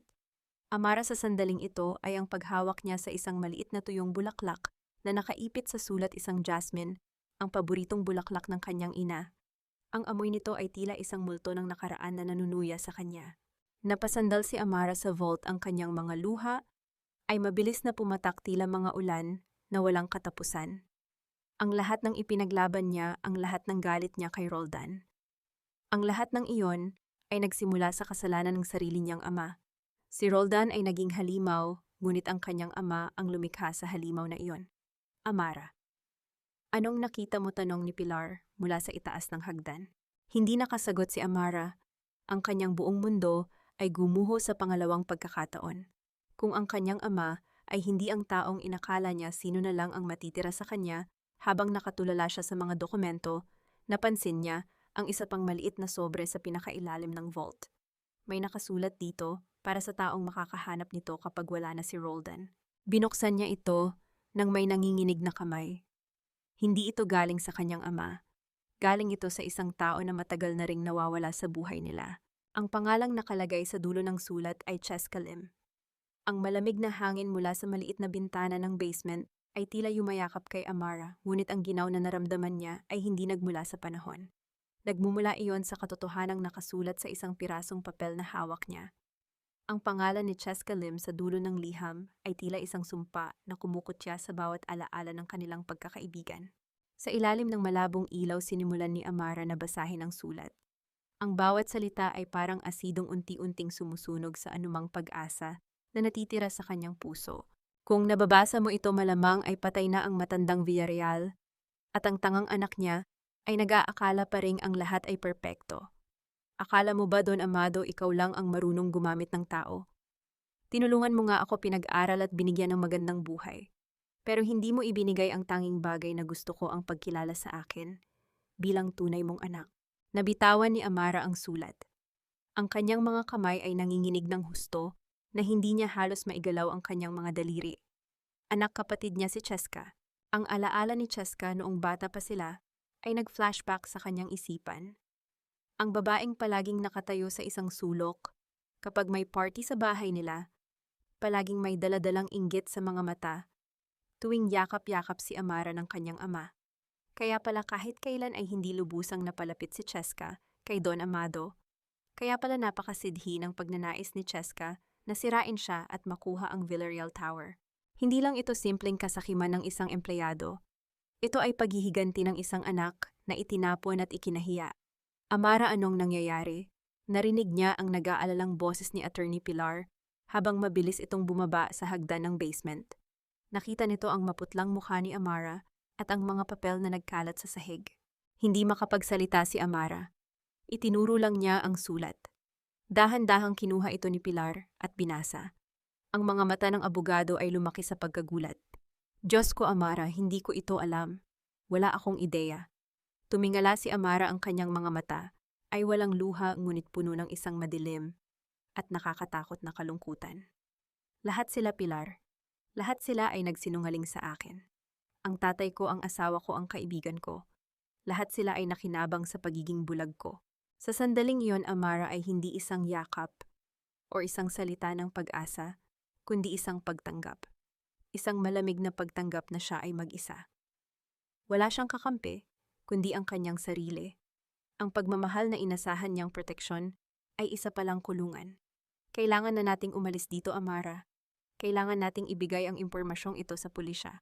Mas lalong lalakas ang kaso laban kay Cheska. Mungkahi ni Pilar, sinusubukang ayusin ang mga nagkalat na dokumento. Ngunit pinigilan siya ni Amara. Hindi, Pilar, huwag mo munang ibibigay iyan sa pulis. Natigilan ng abogado. Bakit ito ang magpapatunay na may motibo si Cheska na patayin ka? Isang matalim at walang buhay na ngiti ang sumilay sa mga labi ni Amara. Kinuha niya ang sulat mula kay Pilar at maingat na ibinalik ito sa sobre. Kung ibibigay ko ito sa pulisya, makukulong siya dahil sa fraud at attempted murder. Pero hindi iyon sapat na parusa para sa kanya, Pilar. Gusto kong iparamdam sa kanya kung paano gumuho ang mundong pilit niyang ninanakaw. Nang makabalik sila sa Makati, hindi dumiretso si Amara sa ospital o sa kanyang bahay. Nagpahatid siya sa Villarreal Tower. Ang gusaling iyon, na dati niyang tinitingnan bilang isang monumento ng pag-ibig ng kanyang ama, ay nakikita niya ngayon bilang isang tore ng mga kasinungalingan. Pagpasok niya sa lobby agad na napatingin sa kanya ang mga empleyado. Ang balita tungkol sa pagka-aresto kina Roldan at Cheska ay kumalat na tila apoy. Ngunit sa halip na magmukhang isang biktima na nanghihina, naglakad si Amara ng tuwid ang kanyang tindig ay nagpapakita ng isang bagong kapangyarihan. Wala na ang babaeng may sakit. Ang nasa harap nila ngayon ay ang tunay na may-ari ng imperyong iyon. Nang makarating siya sa kanyang opisina, agad niyang ipinatawag ang buong board of directors, kabilang si Lolo Ernesto. Amara, bakit ka nagpatawag ng emergency meeting? Dapat ay nagpapahinga ka pa, nag-aalalang sabi ni Lolo Ernesto. Wala na akong sakit, Lolo Ernesto. At mas lalong wala akong oras na dapat sayangin, malamig na sagot ni Amara. Humawak siya sa gilid ng mesa ng kanyang ama, ang kanyang mga mata ay nanlilisik sa determinasyon. Gusto kong ipa-freeze ang lahat ng bank accounts ng kumpanya. Gusto kong i-audit ang bawat transaction na ginawa ni Roldan at Cheska sa loob ng nakaraang 5 taon. At higit sa lahat, gusto kong i-liquidate ang lahat ng shares ni Don Amado. Nagkagulo ang mga miyembro ng board. I-liquidate, Amara, babagsak ang kumpanya kapag ginawa mo yan, reklamo ng isang direktor. Iyon mismo ang gusto kong mangyari, sagot ni Amara, ang boses ay matigas at hindi tinatabla ng pagtutol. Ang kumpanyang ito ay itinayo sa kasinungalingan at nakaw na yaman. Hindi ko hahayaang manatili ang ganitong uri ng pamana. Bago pa man makasagot ang sino man, bumukas ang pinto ng opisina. Isang pulis ang pumasok, ang mukha ay nagpapakita ng labis na pag-aalala. Miss Villarreal, kailangan niyo pong sumama sa presinto ngayon din, balita ng pulis. Bakit, anong nangyari, tanong ni Pilar. Nakatakas po si Cheska Lim habang inililipat ng presinto at kinuha niya bilang hostage ang isa sa mga nurse ng ospital. Sabi niya hindi daw niya palalayain ang hostage hanggat hindi kanya nakakausap, Miss Villarreal. Naramdaman ni Amara ang isang malamig na kaba, ngunit sa halip na matakot naramdaman niya ang isang kakaibang lakas. Ito na ang pagkakataon niya. Ang huling paghaharap nila ng babaeng nagpanggap na kapatid, ngunit naging pinakamasamang kaaway. Ang sirena ng mga sasakyan ng pulis ay tila isang malungkot na awit na umaalingaw-ngaw sa gabi. Nakatayo si Amara sa labas ng abandonadong warehouse sa gilid ng Maynila, ang lugar kung saan natunton ng mga awtoridad si Cheska. Ang malamig na hangin mula sa dagat ay humahampas sa kanyang mukha, ngunit mas malamig ang pakiramdam sa kanyang dibdib, habang pinagmamasdan ang lumang gusali. Dito nila sana itatago ang mga ninakaw na kagamitan mula sa Villarreal Tower. Amara, hindi ka dapat pumasok doon. Masyadong delikado, desperada na ang babaeng yan, babala ni Attorney Pilar, habang mahigpit na hinahawakan ang braso ng kanyang kaibigan. Tumingin si Amara kay Pilar, isang tingin na walang halong takot kundi isang malalim na pag-unawa. Kailangan ko siyang harapin, Pilar. Hindi dahil gusto niya akong makausap, kundi dahil may utang ako sa kanya. Isang utang na hindi pera ang makakabayad. Bago pa man makapagprotesta ang pulisya, naglakad na si Amara patungo sa madilim na pasukan ng warehouse. Ang bawat hakbang niya sa sementadong sahig ay lumilikha ng alingaw-ngaw na tila nagbibigay alam sa kanyang kalaban na siya ay paparating. Sa gitna ng malawak at maalikabok na espasyo, nakita niya si Cheska. Ang babaeng dati ay laging nakasuot ng mga mamahaling damit at perpektong make-up, ngayon ay mukhang isang ligaw na aso. Hawak nito ang isang maliit na patalim na nakatutok sa leeg ng isang nanginginig na nurse. Ang mata ni Cheska ay nanlilisik, puno ng galit, inggit at pagkabaliw. Akala ko hindi ka darating, Amara. Akala ko magtatago ka na naman sa likod ng pera at kapangyarihan mo, sigaw ni Cheska. Ang boses ay pumipiyok sa tindi ng emosyon. Huminto si Amara, ilang metro ang layo mula sa kanila. Itinaas niya ang kanyang mga kamay, ipinapakitang wala siyang dalang armas. Narito na ako, Cheska. Pakawalan mo na ang babaeng iyan. Wala siyang kinalaman sa atin. Tumawa ng mapakla si Cheska, isang tunog na parang kinaladkad na yero. Wala siyang kinalaman. Lahat ng tao sa paligid mo, Amara, ay walang kinalaman, pero lahat sila ay nagdurusa para sa'yo. Ang asawa mo, ang kumpanya mo at ako. Lahat kami ay mga tau-tauhan lang sa perpektong buhay mo. Tinitigan ni Amara ang babaeng nagpanggap na kapatid niya sa loob ng maraming taon. Dati ang tingin niya kay Cheska ay isang kaawa-awang kaluluwa na kailangang iligtas. Ngayon nakikita niya ang tunay na anyo nito, isang nilalang na nilamon ng sariling anino. Hindi ko alam na kapatid kita, Cheska, mahinang sabi ni Amara. Ang katahimikan sa warehouse ay tila lalong bumigat sa mga salitang iyon. Kung sinabi mo sana sa akin, kung naging tapat ka sana, ibibigay ko sa iyo ang kalahati ng lahat ng meron ako. Hindi mo kailangang magnakaw, hindi mo kailangang patayin ako. Nabigla si Cheska sa narinig. Bahagyang lumuwag ang hawak nito sa patalim. Kek, kapatid, paano mo nalaman? Inilabas ni Amara ang lukot na sobre na nakuha niya sa vault ng kanyang ama at dahan-dahang inihagis iyon sa paanan ni Cheska. Nakita ko ang sulat mo sa vault ni tatay. Alam ko na ang lahat, Cheska. Alam ko kung bakit mo ginawa ito. Nanginig ang buong katawan ni Cheska nang makita ang sobre. Ang mga luha na matagal na niyang pinipigilan ay mabilis na pumatak mula sa kanyang mga mata. Sa isang iglap, ang matapang at malupit na mukha niya ay napalitan ng isang batang uhaw sa kalinga ng isang ama. Binitawan niya ang nurse na agad namang tumakbo palayo, umiiyak at nagpapasalamat sa kaligtasan. Ibibigay mo sa akin ang kalahati. Sigaw ni Cheska, ang boses ay puno ng pait at hinanakit habang pilit niyang pinipigilan ang kanyang mga hikbi. Hindi ko kailangan ng limos mo, Amara. Ang gusto ko ay ang pagmamahal na ibinigay niya sa iyo. Bakit ikaw? Bakit ikaw ang ipinagmamalaki niya habang ako? Itinago niya ako na parang isang maduming sikreto. Pareho lang tayong laman at dugo niya, pero bakit ako ang itinuring na basura? Ang mga salitang iyon ay tumagos sa puso ni Amara. Kabanatang ito ay ang pagdama niya sa sakit ni Cheska. Sa kabila ng lahat ng kasamaang ginawa nito, nakita niya ang isang bahagi ng sarili niya sa kanyang kapatid. Pareho silang biktima ng mga pagkakamali at kasinungalingan ng iisang lalaki. Humakbang palapit si Amara, hindi na natatakot sa patalim na hawak ni Cheska. Tama ka, hindi patas ang ginawa ni tatay. Naging madamot siya sa iyo at sa huli naging madamot din siya sa akin dahil ipinagpalit niya ang kaligayahan ko para lang iligtas ang kanyang pangalan. Huminto si Amara sa harap mismo ni Cheska. Ang kanilang mga mukha ay magkalapit at sa sandaling iyon, ang pagkakahawig nilang dalawa ay hindi maitatanggi. Pero hindi iyon dahilan para sirain mo ang buhay ko, Cheska, seryosong dagdag ni Amara. Hindi ako ang kalaban mo. Ang kalaban mo ay ang sarili mong inggit. Sa huli, kahit makuha mo pa ang buong Villarreal Tower, mananatili kang walang silbi dahil ang puso mo ay punong-puno ng galit. Tiningnan ni Cheska ang patalim sa kanyang kamay. Ang kanyang mga kamay ay nanginginig ng labis at ang kanyang mga luha ay patuloy na umaagos.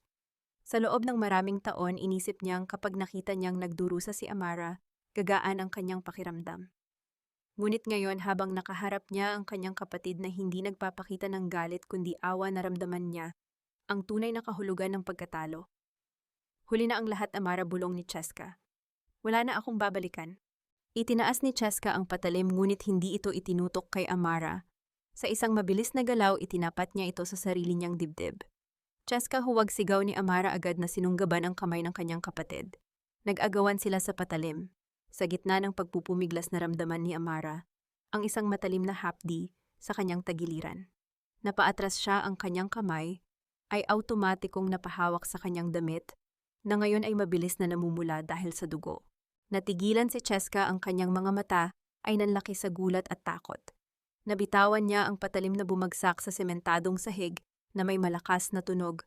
Amara, hindi ko sinasadya. Bago pa man makapagsalita si Amara, bumukas ng malakas ang pinto ng warehouse at pumasok ang mga pulis, nakatutok ang mga baril kay Cheska. Dahan-dahang napaluhod si Amara, ang paningin ay unti-unting lumalabo. Ngunit bago siya tuluyang mawalan ng malay, narinig niya ang sigaw ni Cheska, isang sigaw ng matinding pagsisisi at pagmamakaawa na hindi para sa sarili nito, kundi para sa buhay ng kapatid na pilit niyang sinira. Ang puting kisame ng ospital, ang unang nakita ni Amara nang magmulat siya ng kanyang mga mata. Ang amoy ng alcohol at gamot ay nagpalala sa pamilyar na pait sa kanyang sikmura, ngunit sa pagkakataong ito, alam niyang ang sakit na kanyang nararamdaman ay totoo, hindi isang ilusyon mula sa lason ni Roldan, kundi isang sugat na tinamo niya upang iligtas ang kapatid na pilit siyang pinapatay. Naramdaman niya ang isang mainit na kamay na nakahawak sa kanya. Nang ibaling niya ang kanyang paningin, nakita niya si Nanay Isabel na nakayuko sa kanyang tabi tahimik, na nagdarasal habang ang mga luha ay patuloy na tumutulo sa kumot. Sa kabilang dulo ng kama, nakatayo si Attorney Pilar bakas ang labis na pag-aalala at puyat sa kanyang mukha. Salamat sa Diyos at gising ka na, Amara, bulong ni Nanay Isabel habang mabilis na hinalikan ang likod ng kanyang palad. Akala ko tuluyan ka na kaming iiwan. Pinilit ni Amara na ngumiti bagaman ang bawat paggalaw ng kanyang mga labi ay nagdadala ng kirot sa kanyang tagiliran. Mahirap po pala akong mamatay, Nanay. Amara, hindi ka dapat nagbiro ng ganyan seryosong, sabi ni Pilar habang inaayos ang IV line ni Amara. 2 araw kang walang malay. Nawalan ka ng maraming dugo at... Amara, kailangan mong malaman na si Cheska ang nagbigay ng dugo para sa iyo. Natigilan si Amara. Ang balitang iyon ay tila isang malamig na tubig na ibinuhos sa kanyang pagkatao. Si Cheska, nasaan siya? Nasa kustodya na siya ng pulisya. Ngunit nagmakaawa siya sa mga doktor na kunin ang dugo niya nang malamang pareho kayo ng blood type. Sabi niya iyon lang ang paraan upang mabayaran niya ang ilan sa mga kasalanan niya sa iyo. Paliwanag ni Pilar, ang kanyang boses ay may halong paghanga sa hindi inaasahang pagbabago ng sitwasyon. Pumikit si Amara. Ito ay isang kabalintunaan na sadyang mapaglaro. Ang dugong nanggaling sa taong sumira sa kanyang buhay ay ang mismong dugong nagpapanatili ngayon sa pagtibok ng kanyang puso. Gusto ko siyang makausap, Pilar. Pagkalabas ko dito, mahinang utos ni Amara, ang boses ay nagpapahiwatig ng isang pinal na desisyon. 1 linggo ang lumipas. Ang paggaling ni Amara ay naging mabilis. Tila ba ang kanyang katawan ay nakisabay sa paglakas ng kanyang determinasyon. Nang araw na yon, nagtungo siya sa Makati City Jail upang harapin ang huling bahagi ng kanyang nakaraan. Ngunit hindi si Cheska ang una niyang pinuntahan. Pumasok si Amara sa isang maliit na visitation room. Doon nakaupo sa kabilang panig ng salamin si Roldan. Ang dating makisig at aroganteng CEO, ngayon ay mukhang isang basang sisiw. Ang kanyang mamahaling suit ay napalitan ng kulay kahel, na uniforme, ang kanyang buhok ay magulo, at ang kanyang mga mata ay nalalalim dahil sa puyat at pagkatalo. Nang makita niya si Amara, agad na napatayo si Roldan at kinuha ang telepono. Amara, salamat at dumating ka. Alam kong hindi mo ako kayang iwanan dito. Pakiusap, bawiin mo ang kaso. Gagawin ko ang lahat, magsisimula tayo ulit. Umupo si Amara ng may malamig na dignidad. Kinuha niya ang telepono at tinitigan ang lalaking mininsan niyang inalay ang buong pag-ibig. Wala na ang puot sa kanyang mga mata kundi isang purong kawalan ng pakialam. Hindi ako naparito para patawarin ka, Roldan. At lalong hindi para balikan ka, kalmadong sabi ni Amara. Ipinakita niya kay Roldan ang isang pamilyar na folder na asul. Nakita niyang nanginig ang mga labi ni Roldan nang makilala ang dokumentong iyon, ang Project Phoenix. Alam ko na ang katotohanan, patuloy ni Amara, bawat salita ay tila isang matalim na kutsilyo. Alam ko na ibinenta mo ang kaluluwa mo sa tatay ko para bayaran ang mga utang niyo. Alam ko na ginamit niyo lang ako. Amara, pakinggan mo ako. Pagsusumamo ni Roldan ang mga luha ay nagsimula ng pumatak. Sa simula, totoo ginawa ko iyon dahil sa utang. Pero minahal din kita, minahal kita, Amara. Isang mapait na ngiti ang sumilay sa mga labi ni Amara. Minahal, Roldan, ang pagmamahal ay hindi nagbibigay ng lason gabi-gabi habang hinahaplos ang buhok ng taong mahal mo. Ang pagmamahal mo ay isang ilusyon na ginawa mo para pagtakpan ang sarili mong kaduwagan. Gusto mo kasing maramdaman na may kapangyarihan ka, kahit na ang totoo ay isa ka lang tuta na binili ng tatay ko. Nakita ni Amara kung paano gumuho ang huling hibla ng dignidad sa mukha ni Roldan. Ang kanyang mga salita ay tumama ng eksakto sa pinakamalaking kahinaan nito, ang pagiging isang taong walang sariling halaga. Ang Villarreal Tower, ang mga shares mo, ang kalayaan mo, lahat ng iyon ay tapos na. Ito na ang huling beses na makikita mo ako. Mabuhay ka sa impyernong ikaw mismo ang gumawa, pahayag ni Amara. Ibinaba ni Amara ang telepono at tumayo. Narinig niya ang mga sigaw ni Roldan at ang paghampas nito sa salamin, ngunit hindi na siya lumingon pa. Ang bawat hakbang niya palayo sa kwartong iyon ay tila pagpatid sa mga tanikalang matagal nang bumibigkis sa kanyang kaluluwa. Sumunod siyang nagtungo sa pasilidad ng mga babae. Doon niya hinintay si Cheska. Nang ilabas si Cheska, nakita ni Amara ang isang malaking pagbabago. Wala na ang galit, wala na ang inggit. Ang nasa harap niya ngayon ay isang babaeng tinanggap ang kanyang pagkatalo. Naupo si Cheska ng tahimik at kinuha ang telepono. Bakit ka pa pumunta rito, Amara, para kutsain ako, tanong ni Cheska. Ngunit ang kanyang boses ay walang angas. Para magpasalamat, sagot ni Amara, isang bagay na tila ikinabigla ni Cheska. Salamat sa dugong ibinigay mo. Kahit paano tinulungan mo akong mabuhay. Ibinaling ni Cheska ang kanyang tingin sa sahig. Kahit ubusin ko ang dugo ko, hindi pa rin mabubura ang ginawa ko sa'yo. Nabulag ako, Amara. Nabulag ako sa kagustuhang maging ikaw hanggang sa nakalimutan ko kung sino ba talaga ako. Huminga ng malalim si Amara. Inilagay niya ang kanyang palad sa salamin na namamagitan sa kanila. Hindi tayo binigyan ni tatay ng pagkakataong maging tunay na magkapatid. Pero binibigyan kita ngayon ng pagkakataong maging mabuting tao. Pagbabayaran mo ang mga kasalanan mo sa kulungan, Cheska. Pero kapag dumating ang araw na makalaya ka, sana ay matutunan mong patawarin ang sarili mo. At sana matutunan mo rin na may sarili kang halaga kahit hindi ka manahin ang anumang minana ko. Tumingala si Cheska at ipinatong din ang kanyang nanginginig na palad sa tapat ng kamay ni Amara. Sa kauna-unahang pagkakataon sa kanilang buhay, naramdaman nila ang isang kakaibang koneksyon na higit pa sa yaman o pangalan, ang koneksyon ng dalawang pusong parehong nasugatan, ngunit piniling hindi tuluyang mamatay. Pagtayo ni Amara, naramdaman niya ang kumpletong paglaya. Ngayon handa na siyang harapin ang kanyang kinabukasan, hindi bilang isang biktima, kundi bilang tagapangalaga ng isang bagong pamana. Ang hangin sa ibabaw ng roof deck ng Villarreal Tower ay malamig humahaplos sa mukha ni Amara, na tila nagbibigay ng sariwang hininga matapos ang matagal na pagkakakulong sa dilim. Nakatayo siya sa gilid, tinitingnan ng malawak na tanawin ng Makati, ang mga nagtataasang gusali. Ang mabilis na daloy ng mga sasakyan na tila mga nagliliwanag na alitap-tap at ang buhay na walang humpay sa pag-ikot. 6 na buwan na ang lumipas mula nang bumagsak ang imperyong itinayo sa kasinungalingan. Sa loob ng panahong iyon, maraming nagbago. Ang dating opisina ng kanyang ama kung saan nabuo ang mga plano ng pagtataksil ay binaklas at ginawang isang maluwag na conference room.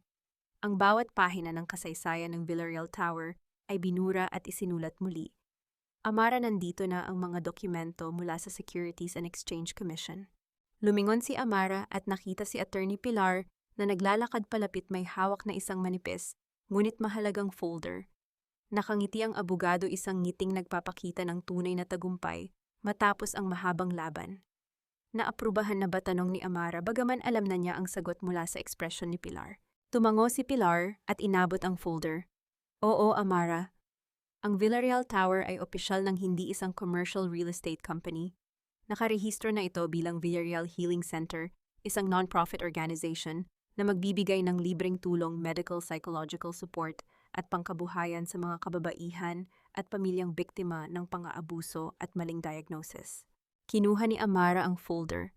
Ang pagdampi ng kanyang mga daliri sa papel ay tila nagbigay ng isang kuryente ng kaligayahan sa kanyang buong katawan. Binasa niya ang bawat salita at ang mga luha na matagal na niyang ibinaon ay dahan-dahang namuo sa kanyang mga mata. Ngunit ang mga luhang ito ay hindi na mula sa sakit, kundi mula sa purong pasasalamat. Salamat, Pilar. Hindi ko ito magagawa kung wala ka, madamdaming sabi ni Amara habang niyayakap ang kanyang matalik na kaibigan at abogado. Ginawa ko lang ang trabaho ko, Amara. Ikaw ang gumawa ng pinakamahirap na desisyon. Ipinagpalit mo ang yaman para sa kapayapaan, tugon ni Pilar, mahigpit na ginagantihan ang yakap. Nang bumaba sila mula sa roof deck, dumaan sila sa lobby na ngayon ay nag-iba na ang anyo. Ang dating malamig na marmol na pader ay napalitan ng maiinit na kulay.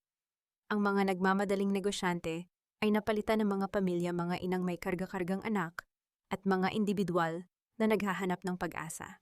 Sa isang sulok, nakita ni Amara si Lolo Ernesto na masayang nakikipag-usap sa isang batang pasyente. Iniaabot ang isang maliit na laruan. At sa hindi kalayuan, naroon si Nanay Isabel, na ngayon ay nagsisilbing pinuno ng volunteer team na nag-aayos ng mga relief goods at libreng pagkain para sa mga bisita. Ang makita na ang tureng muntik ng maging kanyang libingan ay ngayon ay nagbibigay buhay sa libu-libong tao. Ang pamana ng kanyang ama na nabahira ng putik ng pagtataksil ay nahugasan na ng kanyang sakripisyo. Biglang tumunog ang telepono sa desk ng reception. Sumagot ang receptionist at makalipas ang ilang sandali lumapit kay Amara. Miss Amara, may naghahanap po sa inyo. Isang kliyente raw po na gusto mag-donate ng malaking halaga para sa foundation natin. Napakunot ang noo ni Amara. Sinong kliyente? May appointment ba siya? Wala po. Pero sinabi niya pong pangalan niya ay Mark at galing siya sa Quiapo, nakangiting sagot ng receptionist. Naramdaman ni Amara ang bahagyang pagbilis ng tibok ng kanyang puso. Matagal na niyang hindi nakikita si Mark mula noong gabing iyon sa Quiapo. Inakala niyang babalik ito sa dating buhay nito ngunit narito siya ngayon. Naglakad si Amara patungo sa maliit na cafe sa loob ng center. Doon nakaupo si Mark nakasuot ng simpleng polo shirt at may hawak na kape. Nang makita siya nito tumayo ito at ngumiti isang ngiting nagdala ng pamilyar na init at ginhawa. Akala ko hindi mo na ako haharapin dahil busy ka nang iligtas ang mundo biro ni Mark habang iniaabot ang isang maliit na bouquet ng mga white tulips, ang tunay na paborito niya na nakalimutan na ni Roldan. Mark, bakit ka nandito? Akala ko nasa probinsya ka na para magsimula ulit, tanong ni Amara habang tinatanggap ang mga bulaklak ang kanyang mga pisngi ay bahagyang namula. Nagsimula na ako ulit, Amara. Naibalik ko na ang kumpanya ko, sagot ni Mark. Ang kanyang mga mata ay nagpapakita ng sinseridad. Pero na-realize ko ang pinakamalaking tagumpay ko ay hindi ang negosyo, kundi ang makitang masaya ka na. Gusto kong tumulong dito sa center. Gusto kong maging bahagi ng bagong buhay mo kung papayagan mo ako. Hindi agad nakasagot si Amara. Tumingin siya sa mga bulaklak sa mukha ni Mark at sa paligid ng gusali na puno ng pag-asa. Sa loob ng mahabang panahon, isinara niya ang kanyang puso. Inisip na ang pag-ibig ay isang patibong. Ngunit ngayon sa pagharap niya kay Mark, naramdaman niya na ang tunay na pag-ibig ay hindi nananakit at hindi nagtatago ng mga lihim. Ang tunay na pag-ibig ay naghihintay, nag-aalaga at tumutulong sa iyong bumangon. Hindi ko maipapangako ang isang mabilis na simula. Mark, mahinang sabi ni Amara, ang kanyang boses ay puno ng pag-iingat, ngunit may kasamang tamis. Kailangan ko pa ring ayusin ang ilang bahagi ng sarili ko. Lumapit si Mark at dahan-dahang hinawakan ng kanyang kamay, isang hawak na walang puwersa, kundi puno ng respeto. Handa akong maghintay, Amara, kahit gaano katagal. Dahil ngayon alam kong wala ng lason, wala ng kontrabida, tayo na lang. Sa gitna ng sikat ng araw na tumatagos mula sa salamin na pader ng Villarreal Healing Center, naramdaman ni Amara ang pinakamahalagang bagay na ninakaw sa kanya noon, ang kalayaan. Ang malamig na simoy ng hangin sa tuktok ng Villarreal Healing Center ay nagdadala ng kapayapaang matagal na niyang hinanap. Nakatayo si Amara sa gilid ng roof deck, nakatingin sa malawak na dagat ng mga ilaw mula sa mga nagtataasang gusali at maiingay na kalsada ng Makati. Ngunit dito sa itaas, ang lahat ay tahimik. Ang lahat ay kalmado. Isang taon na ang nakalipas mula nang gumuho ang kanyang lumang mundo. Isang taon mula nang malaman niyang ang sakit na akala niya ay tatapos sa kanyang buhay ay isa lamang malupit na ilusyon na nilikha ng mga taong pinagkatiwalaan niya. Habang pinagmamasdan niya ang lungsod, isang malalim na paghinga ang kumawala sa kanyang dibdib, isang hininga ng purong kalayaan. Napatanong siya sa kanyang sarili, natawad ko na ba sila? Isang banayad na ngiti ang sumilay sa kanyang mga labi. Oo, natawad na niya ang kanyang ama sa paggamit sa kanya bilang pambayad utang dahil naunawaan niyang ginawa iyon ng isang matandang nilamon ng takot na mawalan ng dangal. Natawad na rin niya si Cheska na ngayon ay tahimik na pinagbabayaran ang kanyang mga kasalanan sa loob ng kulungan. At si Roldan, natawad na rin niya ang lalaking iyon. Ngunit ang pagpapatawad ni Amara ay hindi nangangahulugang paglimot o pagbabalik sa nakaraan. Ang pagpapatawad niya ay ang pagputol sa tanikalang nag-uugnay sa kanya sa kanilang mga kasalanan. Pinatawad niya sila hindi para sa kanila kundi para sa kanyang sarili, upang hindi na niya dalhin ang mabigat na bato ng galit sa bawat hakbang niya patungo sa hinaharap. Nahanap na ba niya ang kanyang kapayapaan? Ang sagot ay umaaling-awngaw sa bawat palapag ng gusaling tinutungtungan niya. Sa ibaba wala ng mga lihim na dokumento, wala ng mga kasinungalingan. Ang naroon ay mga doktor na nag-aasikaso sa mga may sakit ng walang hinihinging kapalit. Ang naroon ay mga inang nakangiti dahil naisalba ang buhay ng kanilang mga anak at mga babaeng biktima ng pang-aabuso na natututong bumangon muli sa tulong ng mga programa ni Nanay Isabel.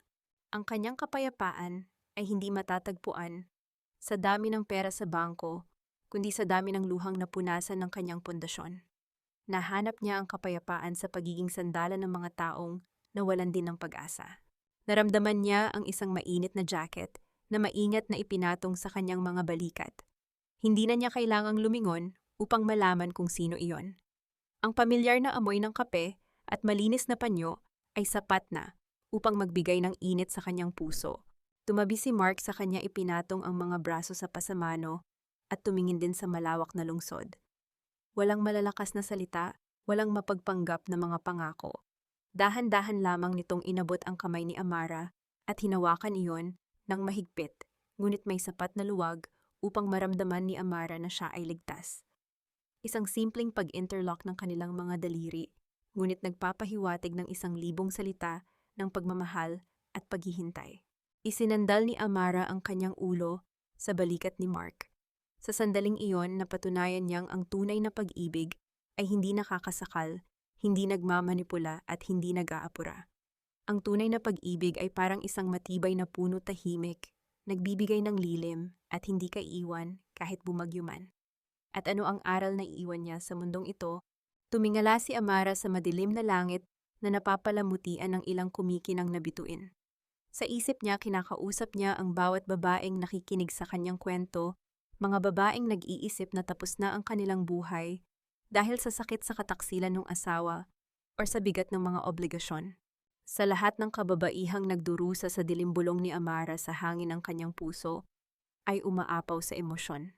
Huwag ninyong hayaang ang halaga ninyo ay sukatin ng mga taong hindi marunong magpahalaga. Kahit gaano ka pa kadurog, kahit gaano pa kasakit ang pagtataksil ng mga taong itinuring mong pamilya, may lakas sa loob mo upang bumangon muli. Huwag kang matakot na sunugin ang lumang tore ng iyong buhay upang makapagtayo ng panibago. Ang tunay na kaligayahan ay nagsisimula sa araw na piliin mong piliin ang iyong sarili. Hinawakan ni Mark ang kanyang pisngi at ang kanilang mga mata ay nagtagpo. Sa mga mata ng lalaking ito, hindi siya isang biktima. Siya ay isang reyna na nakuhang muli ang kanyang korona. Hinarap ni Amara ang lungsod ng may buong tapang. Siya si Amara Villarreal. Dati siyang naging bulag, dati siyang pinatay ng mga kasinungalingan, ngunit ngayon siya ay ganap ng nabubuhay. At ang kanyang kwento ay hindi natapos sa trahedya, kundi sa isang napakagandang paglaya. Bye!